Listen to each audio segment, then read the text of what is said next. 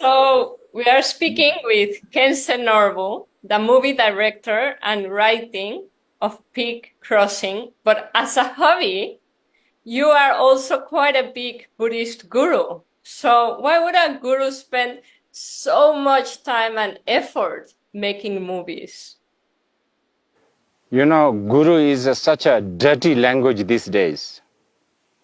It used to be such a, honorable, wholesome, noble title, so to speak.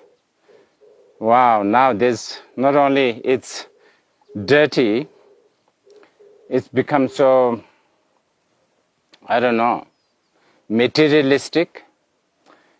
The word guru used to be used by people who really think about something beyond what you see and what you can touch and what you can sort of, I don't know, the obvious ones, right?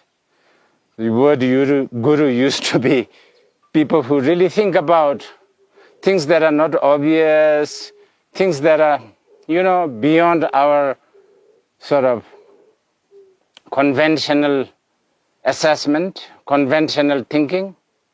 But nowadays there's things like tech guru. What do you think of that? Tech guru. And then they have a what? Social media, I don't know, influencer guru or whatever, I don't know. I was just reading it. But anyway, if what you meant by I'm some sort of associated with so-called Buddhism, and I use the word so-called because the word Buddhism is invented by Westerners, I think. There is no such thing as word Buddhism, in the past. That's important to point it out. 2000 years ago, people who do what I do, not just the teaching, just studying and meditating, we were like those students and the professors of MIT, if you like. People who are, I don't know, student of, Oxford, who really spend time and energy in learning, what is world? What makes world? Who are you? What am I? So it's a science. But we are now put in this basket called religion. So I know a lot of people think, oh, aren't you a religious person? Why are you making movies? I mean, even that question itself, I find it a bit strange because the religious people have always used medium, centuries. Everything, iconography, paintings, what? Christians have the cross. These are all iconography, representation. You need to speak different language. And language is not necessarily Portuguese or Spanish or English. Language comes in the form of, what do they call it? Symbolism, semiotic. Language is very important. And media is a current language. Film is another language. I think the film language is probably dying. Film as in, the feature film, that kind of film that we are our subject today. Probably it's sort of going down it's sort of fading. But nevertheless, it has been a very powerful medium. It is, it has a lot of influence. I'm sure a lot of people who, shoot other people with guns, there may be some influence from, watching too many of shootings also, So,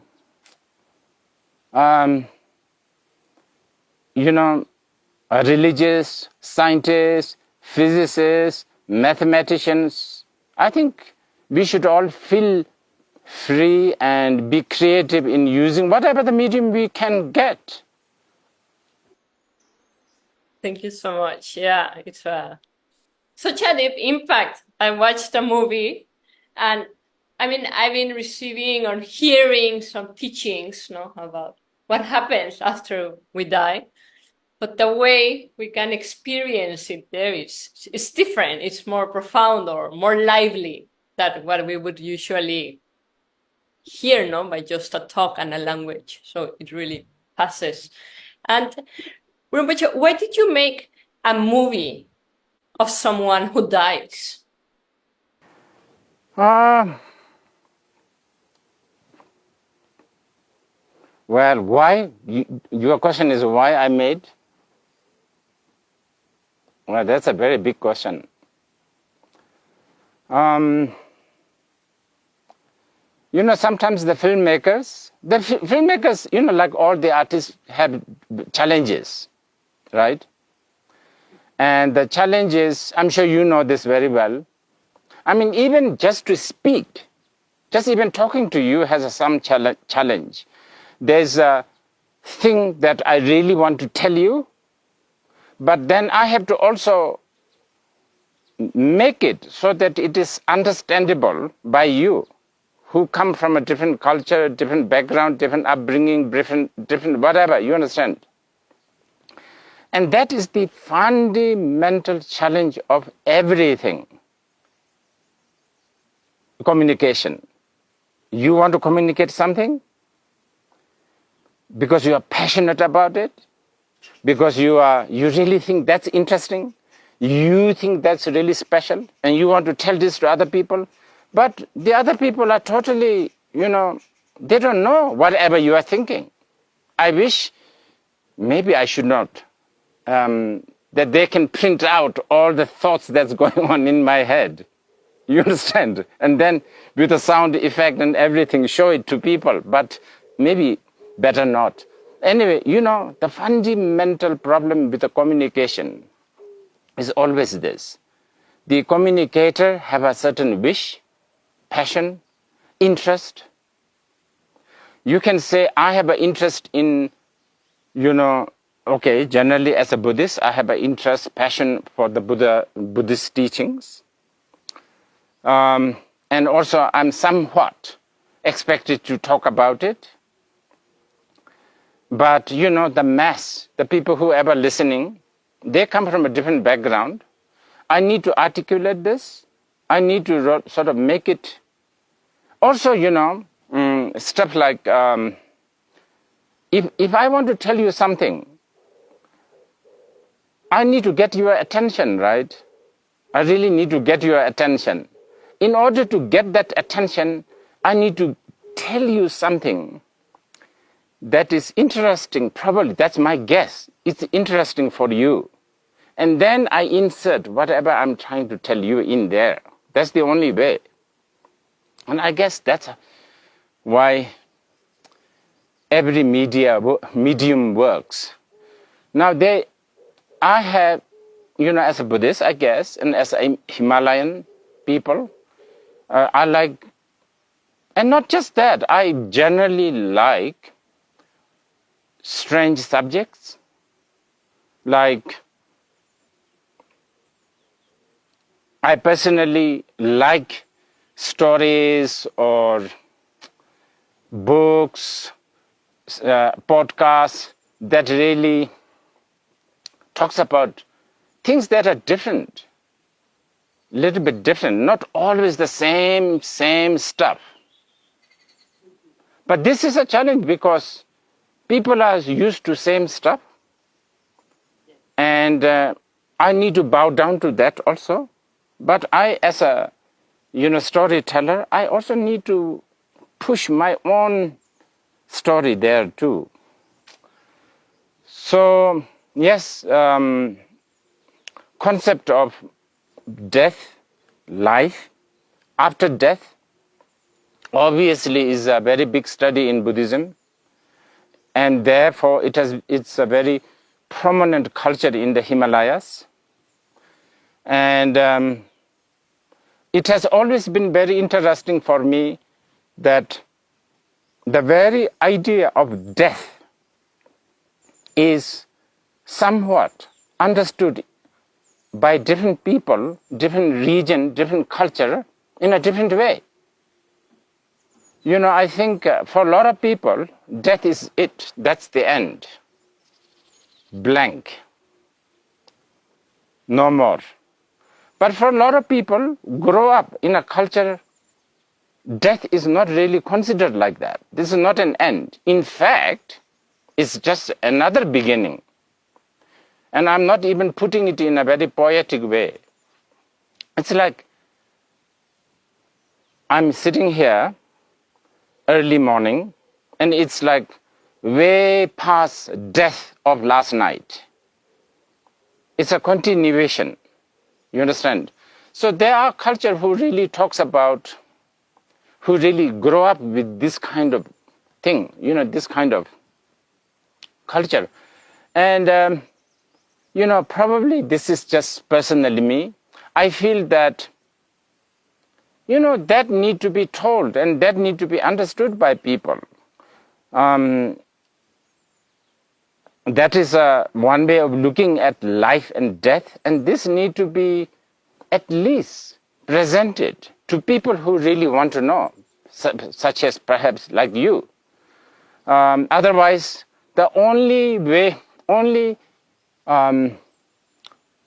only definition of death that you, Mexicans, Brazilians, I don't know, French, of course, Indians, Chinese, perhaps the only definition that we will end up understanding is what is defined in Netflix, what is defined in the Hollywood movies.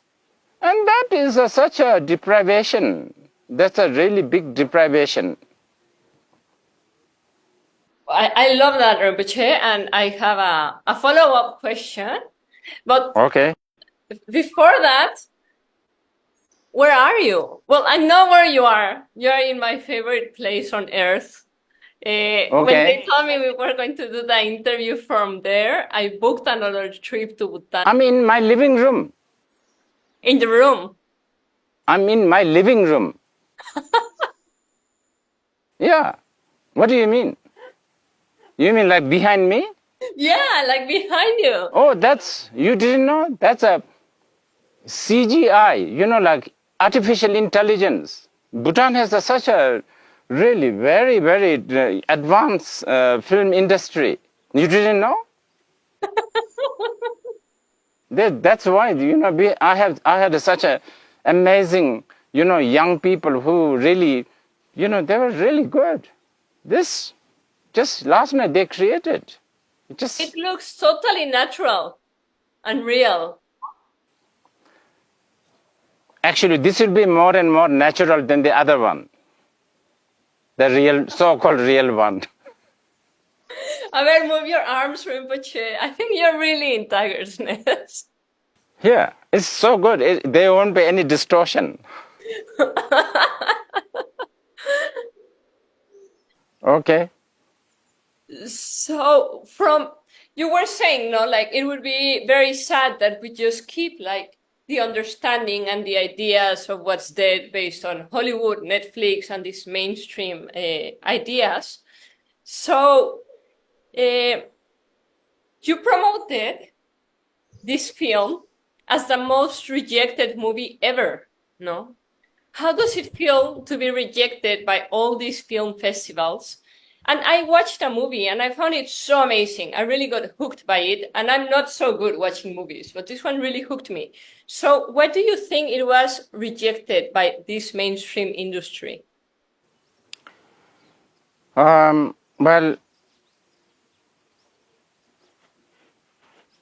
there's a really good, do you want to take a photo of him looking down? We just created another really good artificial intelligence stuff. You should watch this. It's really good. Anyway, sorry, getting distracted. Yeah. So how did I feel? Oh, actually, myself, personally myself, I kind of expected, you could talk to my producer. I said, look, this is not going to be that you are, something that you can sort of pitch it to, I don't know, agents or business, film business people or even festivals. In fact, originally, I even planned to immediately release it, even as we were shooting. So, I kind of expected that. You understand? So it's, I was prepared. That's what I'm saying. But having said that, some of the festivals, some of the, what do you call it, the film funding agency, some of the so-called film distributors, they claim that they are very independent and they don't want to be mainstream and stuff like that. So, of course, there was a little bit of an expectation that they will have at least some sort of a, not only curiosity, some sort of effort. But again, I also, even as I was shooting the film, there was some decision I made, which was probably not the, okay, first of all, I need to tell you this. The festivals, some of those kids, they have to watch hundreds and hundreds of movies just to select. You understand? So, you have to have a sympathy. I would not like to have that job. I'm probably not that much paid or even volunteering, those. And also, as you put it right at the beginning, this is not my usual profession. This is not my job. My real job is something else. I do this out of my, hobby, passion, interest, just once in a blue moon. So what I'm saying is, I'm sure it's technically not competitive to all the films that is being submitted. You understand? So I understand if it gets rejected, because, I'm not a professional filmmaker. But as I was saying, certain decision I made, such as, as many people have actually, even some of my really good friends from the film industry have said, well, why don't you cut the beginning 10 minutes? Because the beginning I chose to have camera static, locked, wide shot, continuously for 6-7 minutes. And that was like, that is something that I've wanted to do even as I was writing. Because, sometimes, it's good to just watch. Let the audience choose, Well, that's what many directors I have heard. It's really good directors, writers. And I really like that. If I choose to put extreme close-ups, camera movement, that's like, I'm like dictating the people who are watching, okay, only watch here. I'm not giving people the freedom. I'm basically spoon-feeding the audience, right? And so there is that kind of decision, no lighting, and of course, to begin with, the story is very, very, it's not your usual sort of a weekend holiday story. So when we hear the rejection, I was prepared.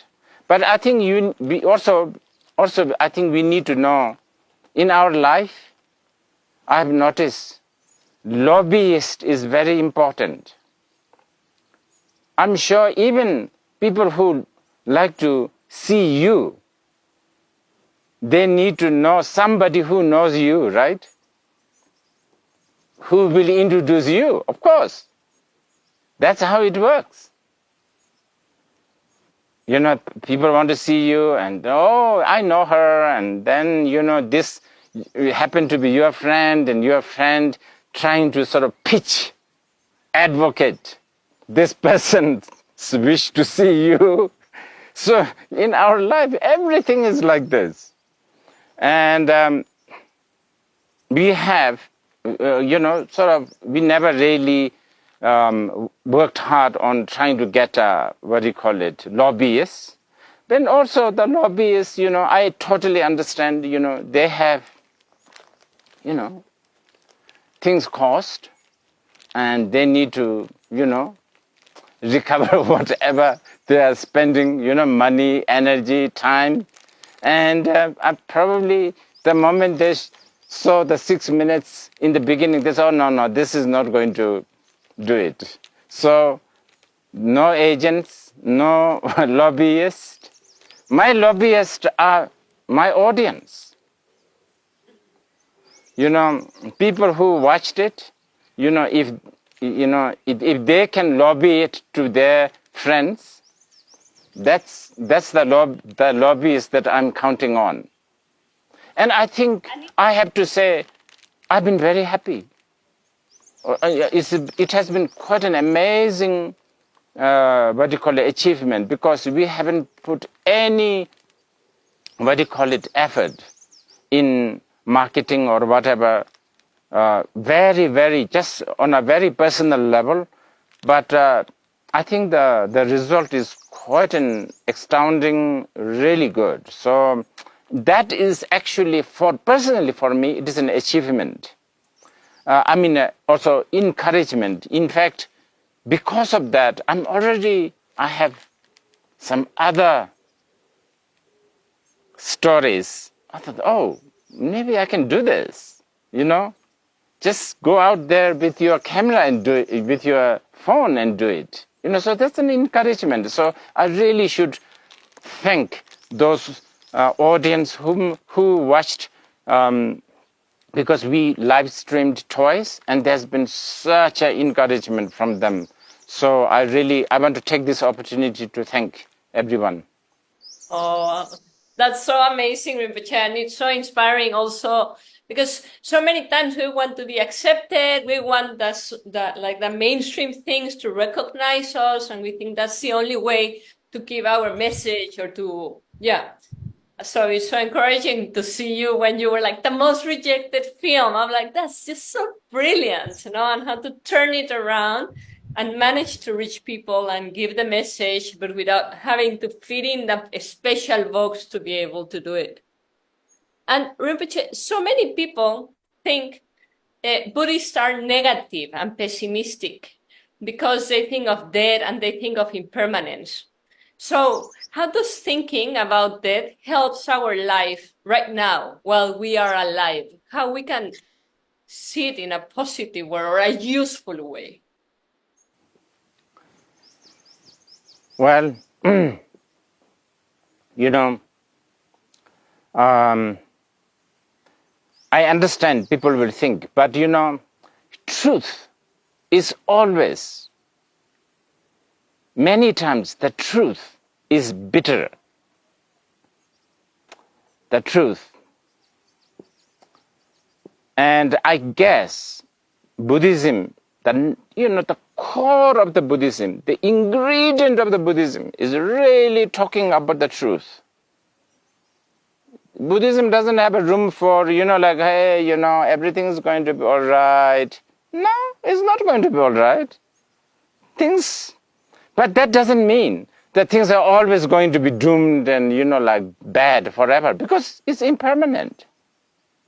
I don't have a Ferrari right now, and if I really want to drive a Ferrari, I don't have to be too, pessimistic, because impermanent. Tomorrow I might have a Ferrari. Who knows? So actually, it's unfortunate that many of the Buddhist truths always ends up being interpreted negative in a pessimistic way. It's a lot of, there's a lot of, it really opens your eyes. For instance, okay, let's say you realize that things are impermanent, things are uncertain. Probably this will really help you to enjoy your life better.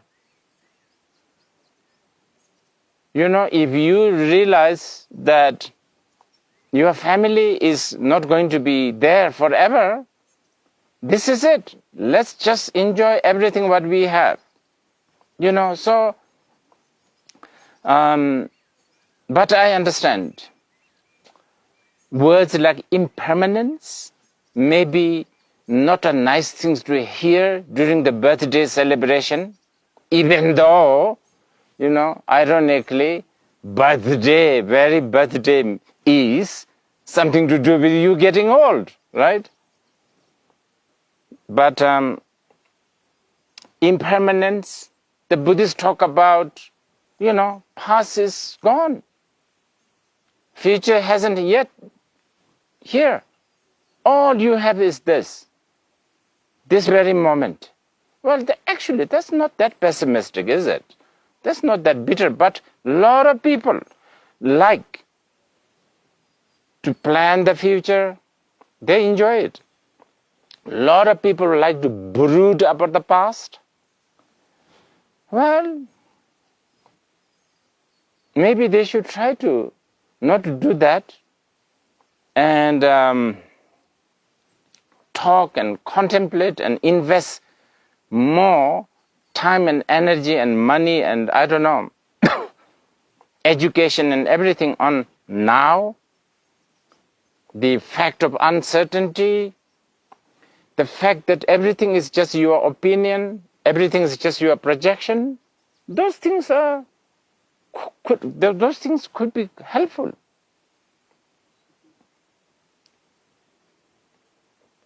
And we reach that through acknowledging death, no? What? Can you repeat that again? Like by acknowledging death is coming. Yes, death is coming, and then as I was saying, it is not the end. It's just the beginning. Actually, people talk about vision. I'm sure you guys talk about vision and mission, right? When you have a company, you have to have a vision and mission. Your vision should go beyond the death. That would make your life much more better. If your vision is just this life, it's such a narrow vision. But this is a follow-up question, and this one comes from my son Sutra, who is just 8 years old, and he asked me this question some months ago, and I didn't know what to reply to him. And he said, how do you know what happens after death if people that die don't come back? Wow, I'm always afraid of children's question. This is a very big question. We should be sitting here long time talking about this. We need to. Well, it's not true that they don't come back. Well, that's what Buddhists think. I'm sure a lot of people have a hard time believing it. And I can sit here, give you all my case, all my logic, all my reason why I personally believe this. Now, this is too intellectual, but since it's in my head, I want to tell you this. Especially the modern world, the Western world, they respect iconic person like Einstein, astrophysicist, right? something like that, physicist. You know what he said? He said, time is relative. Now, I don't understand why, on one hand, you believe that time is relative, and on the other hand, death is the end. That is a contradiction.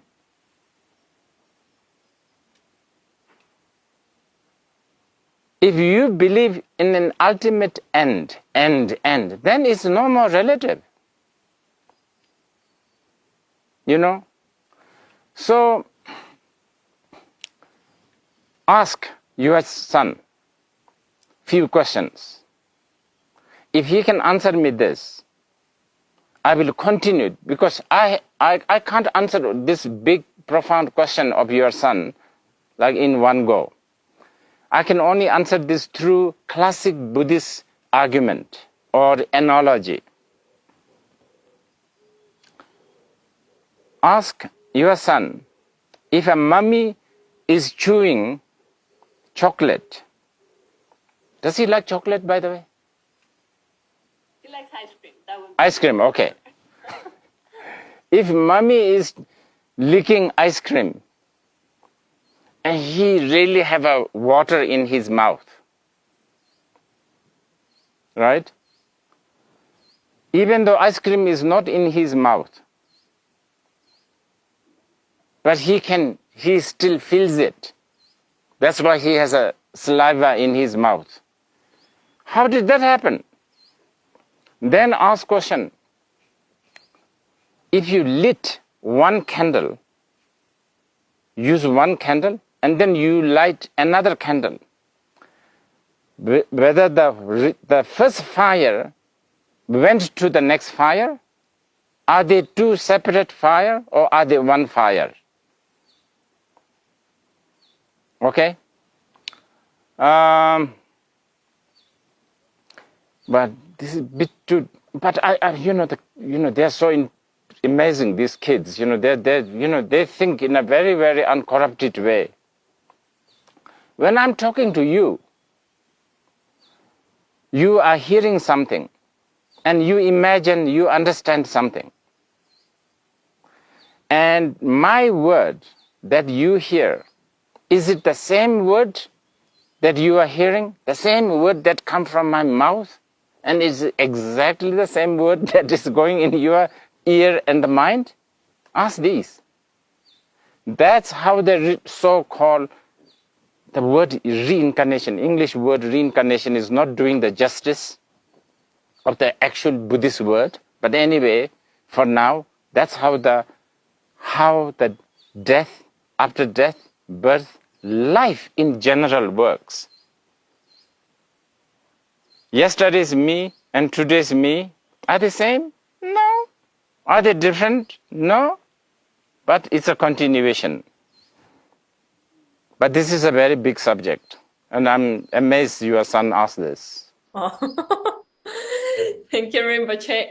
And I still have some questions, but before asking those, I just want to, it's another peak crossing streaming, right? You said it's already been 2, and it's one more coming. And I think people can already register at peakcrossing.film so they can watch it. Yes. I'm not so good at this kind of technical and, sort of the business side. But yes, we because there has been a lot of requests, people who hasn't seen it yet. But there's also people who has seen it, but they want to see it again because they think, it was a bit too complicated, I guess. And then there were other people who have been really, really very kind and supportive of this kind of project. Even though they have already seen twice, they wanted to see it again, I was told. So yes, we are now planning the 3rd screening. And as I said earlier, I have to count on, I think not just me, actually, a lot of the filmmakers who make this kind of obscure, strange films at the end of the day, it is not the critics, it's not the media, it's not the festivals, it's the audience. They are the one who will give them support. So whoever is watching us, you can go now to peakcrossing.film and you can buy your ticket so you can see the next screening. That's the way you can see this movie we are talking about. And for what people is this movie made for? No, who do you think, like, if you're like this or like that, you should definitely watch this movie? Who were you thinking when you made it and Very important write question. it, because you're also the writer? Yeah, very important question. This answer will connect it to whatever I said earlier. Communication. So this is a big challenge. And I have been asked, I've made few films, and the first thing people always ask, who is it for? Right? That's an important question, I think. So this is where I have to think, okay, how much should I really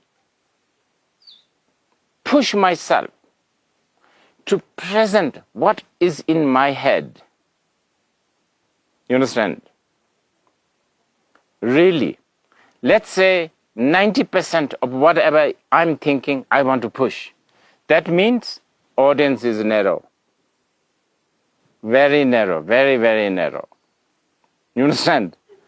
Now, how much should I really push to tell a story that people like to hear? Car chase, and then the ups, and then I don't know, the gun shoot, and then the climax, and then the birds flying, dragons flying, man eating, this, that, then, well, it depends, right? I'm not saying that they are,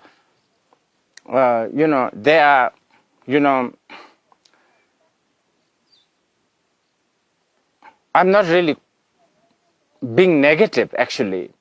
I'm giving a free ad for a film, but it's okay. One of the most amazing commercial film I have watched was an Indian film called RRR.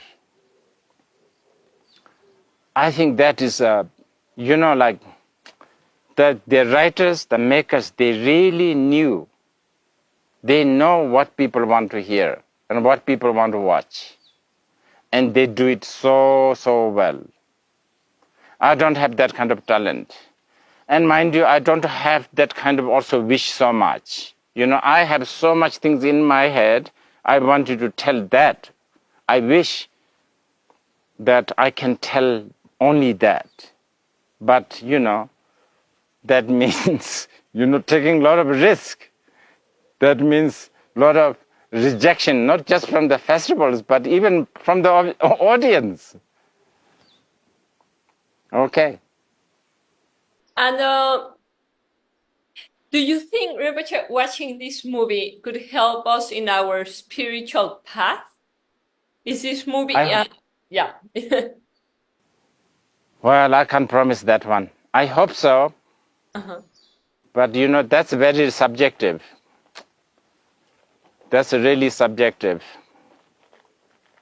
And last question, Rebecca, and we'll let you go. In the movie is this Indian guy who is helping the dead beings. Will there be some Indian guy or somebody that can help us or guide us or point the way or something when we die? Someone we can search for there? Our kind of film is a really low budget film. So there is no luxury of going to expensive casting agency. You understand? And we can't afford, like Brad Pitt. So we just have to sort of look around and say, hey, can you do this? That's how sort of most of the casting have been done. But having said that,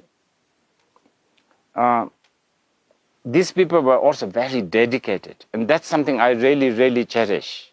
All my artists, the actors, the camera people, gaffer, everyone. My actors, when they are not acting, they are, carrying chairs, bringing food, everybody doing everything. So their love for this, love for the artistic endeavor, that was a big one, big reason. Indian, I kind of, symbolically, lots and lots of the Buddhist teachers, the initial, they were all Indians, right? So there's that. But also, just humorously, I've asked Prasanna, the one who acted as the guide, said, I want you to be cross between Osho Rajneesh and Sadhguru.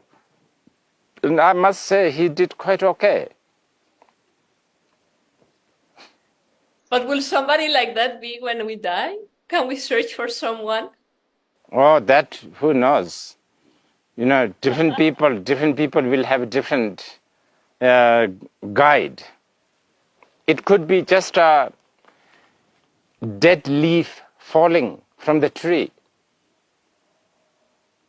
It could be just a mountain breeze.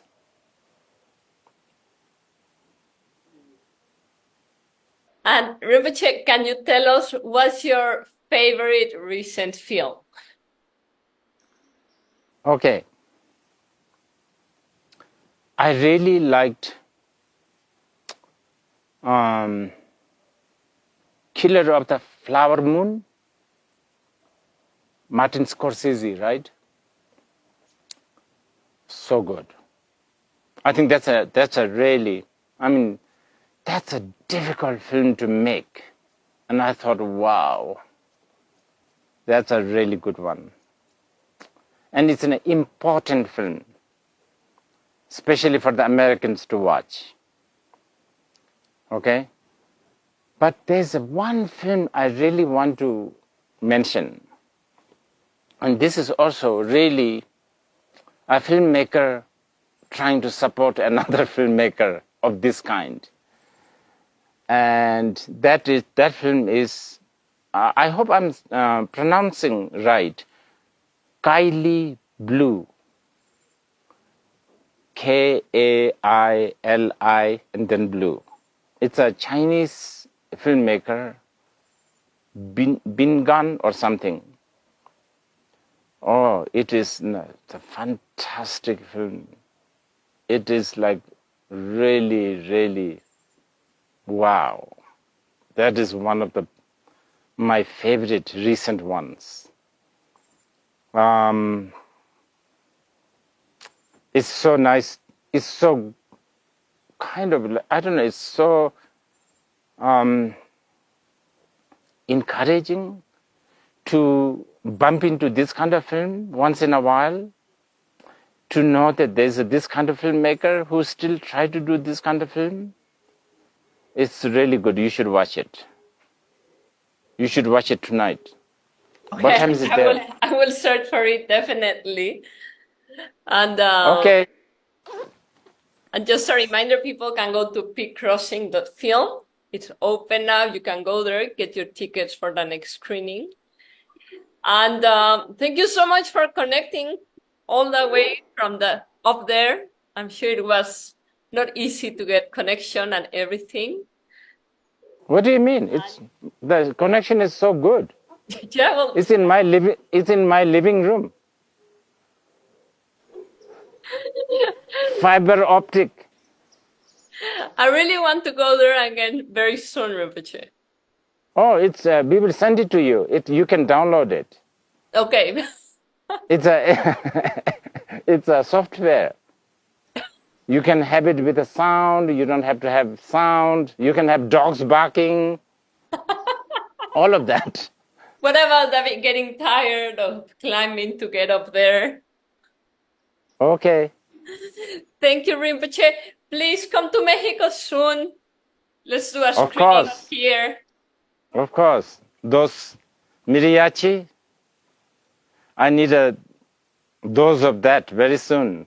Oh, amazing, amazing. And then, Really so happy what to is have it? you here. And then also tacos. Okay. Bye bye. Bye-bye.